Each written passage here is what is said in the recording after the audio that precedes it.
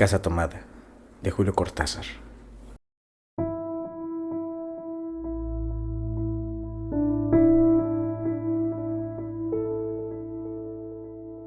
Nos gustaba la casa porque, aparte de espaciosa y antigua, hoy que las casas antiguas sucumben a la más ventajosa liquidación de sus materiales, guardaba los recuerdos de nuestros bisabuelos, el abuelo paterno, nuestros padres y toda la infancia.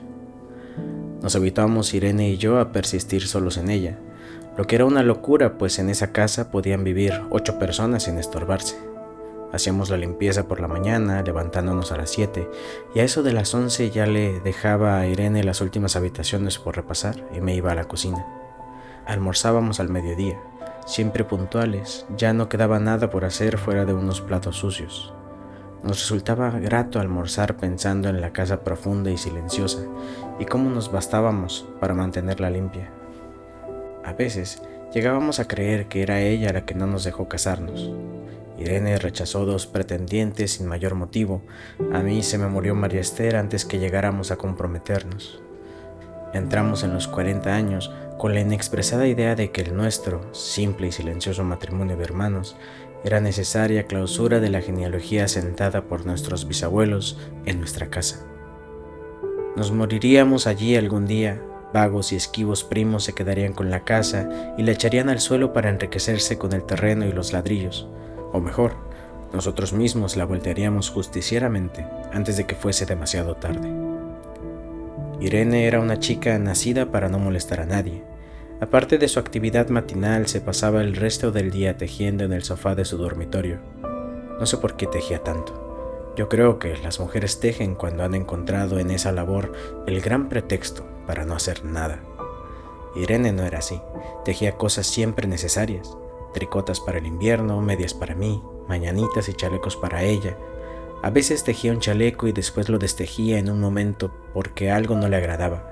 Era gracioso ver en la canastilla el montón de lana encrespada resistiéndose a perder su forma de algunas horas. Los sábados iba yo al centro a comprarle lana. Irene tenía fe en mi gusto, se complacía con los colores y nunca tuve que devolver madejas.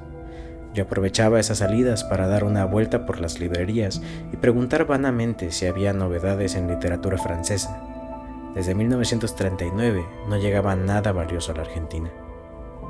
Pero es de la casa que me interesa hablar, de la casa y de Irene, porque yo no tengo importancia. Me pregunto qué hubiera hecho Irene sin el tejido. Uno puede releer un libro, pero cuando un pullover está terminado, no se puede repetirlo sin escándalo. Un día encontré el cajón de abajo de la cómoda del confort lleno de pañoletas blancas, verdes, lila. Estaban con naftalina, apiladas como en una mercería. No tuve valor para preguntarle a Irene qué pensaba hacer con ellas. No necesitábamos ganarnos la vida. Todos los meses llegaba plata de los campos y el dinero aumentaba, pero a Irene solamente le entretenía el tejido. Mostraba una destreza maravillosa y a mí se me iban las horas viéndole las manos como erizos plateados, agujas yendo y viniendo y 1 o 2 canastillas en el suelo, donde se agitaban constantemente los ovillos. Era hermoso. ¿Cómo no acordarme de la distribución de la casa? El comedor, una sala con gobelinos, la biblioteca y 3 dormitorios grandes quedaban en la parte más retirada, la que mira hacia Rodríguez Peña. Solamente un pasillo con su maciza puerta de roble aislaba esa parte del ala delantera donde había un baño, la cocina, nuestros dormitorios y el living central, al cual comunicaban los dormitorios y el pasillo.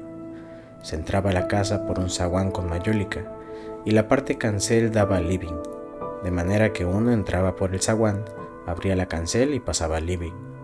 Tenía a los lados las puertas de nuestros dormitorios y al frente el pasillo que conducía a la parte más retirada. Avanzando por el pasillo se franqueaba la puerta de roble y más allá empezaba el otro lado de la casa, o bien se podía girar a la izquierda justamente antes de la puerta y seguir por un pasillo más estrecho que llevaba a la cocina y el baño. Cuando la puerta estaba abierta, advertía uno que la casa era muy grande. Si no, daba la impresión de un departamento de los que se edifican ahora, apenas para moverse. Irene y yo vivíamos siempre en esta parte de la casa. Casi nunca íbamos más allá de la puerta de roble, salvo para hacer la limpieza, pues es increíble cómo se junta tierra en los muebles. Buenos Aires era una ciudad limpia, pero eso lo debe a sus habitantes y no a otra cosa. Hay demasiada tierra en el aire. Apenas sopla una ráfaga se palpa el polvo en los mármoles de las consolas y entre los rombos de las carpetas de macramé. Da trabajo sacarlo bien con plomero. Vuela y se suspende en el aire. Un momento después se deposita de nuevo en los muebles y los pianos.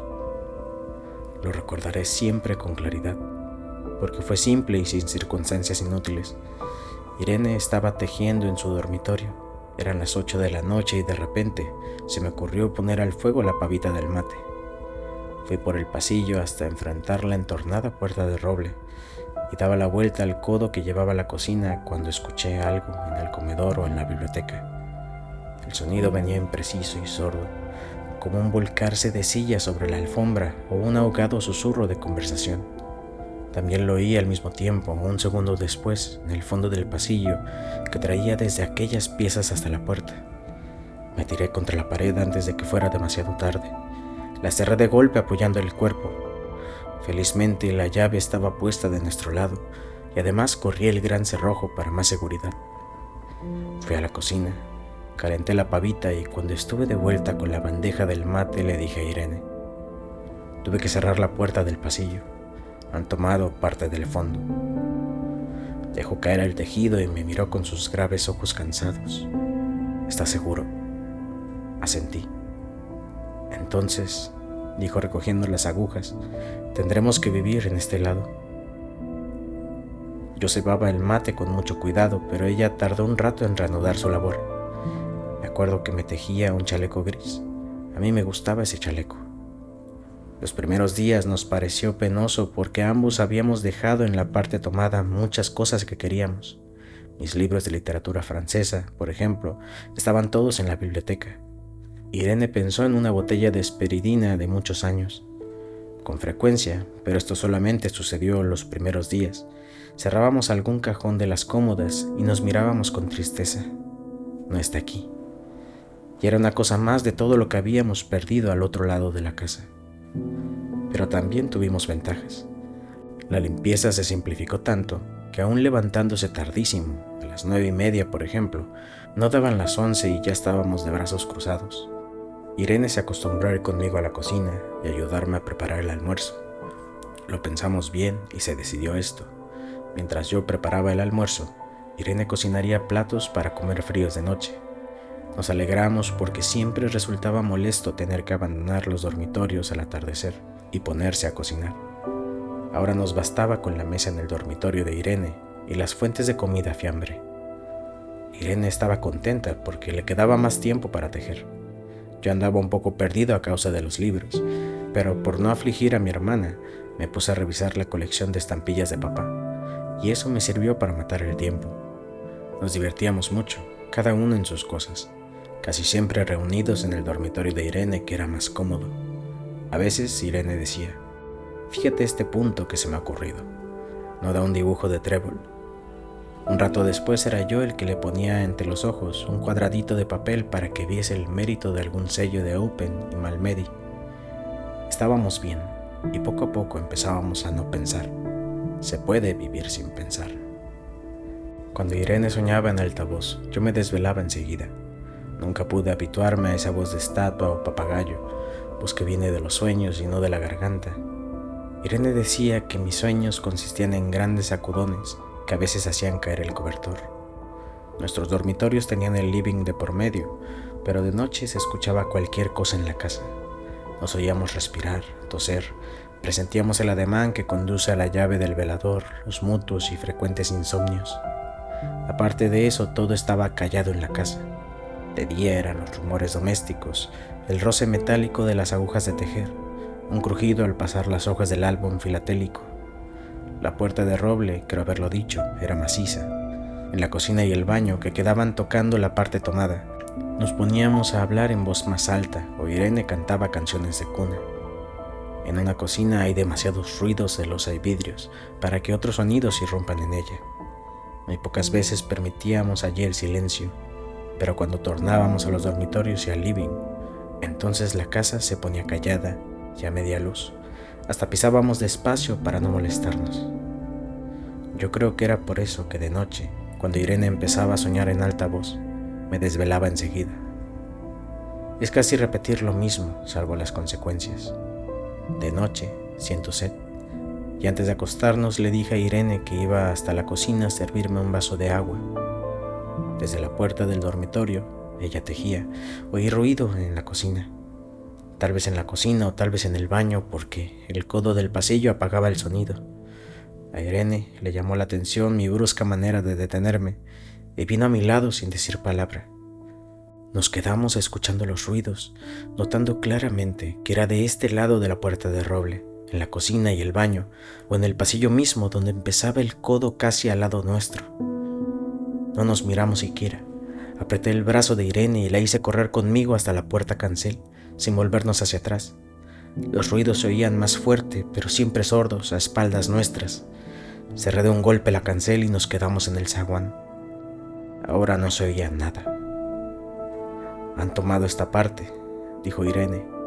El tejido le colgaba de las manos y las hebras iban hasta la cancel y se perdían debajo. Cuando vio que los ovillos habían quedado del otro lado, soltó el tejido sin mirarlo.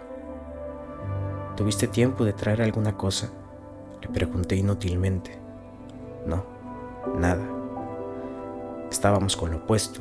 Me acordé de los 15,000 pesos en el armario de mi dormitorio. Ya era tarde ahora. Como me quedaba el reloj pulsera, vi que eran las 11 de la noche.